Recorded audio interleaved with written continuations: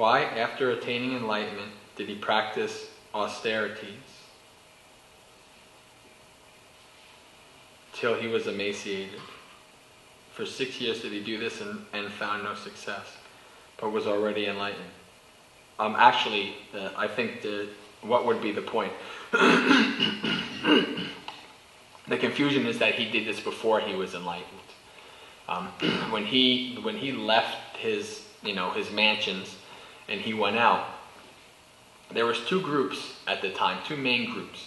There was the Brahmins, which represented pretty much the normal religious activity of the times, doing sacrifices and rituals and stuff like that. And then there were the Samanas.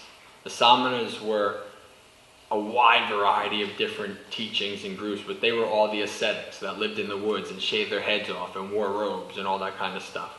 Like the Jains were ascetics, and Buddhists, and many of what the groups that you see in the sutras don't exist today anymore. But so that was so he went out and he wanted to live the life of an ascetic. And so he was just trying everything. And one of the things, he went to different teachers and he learned like jhanas and concentration and all that stuff. And he found that his goal was to find a way out of dukkha, out of samsara. And that was his goal.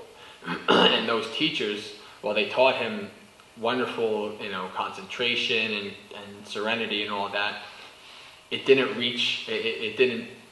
free him. So he kept looking on.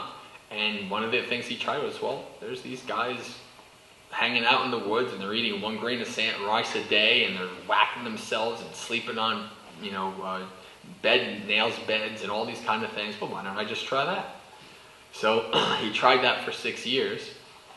And he realized, he ended up having like a following. There was 5 other ascetics and they were all in the woods doing these things.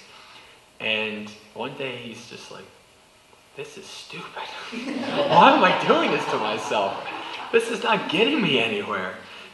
So he said, okay, so this is kind of where the middle path comes from. The middle path is between indulgence and austerity. The middle path is, so he took food and he became healthy again. And he didn't indulge in it, he didn't become a hedonist, he just took food and,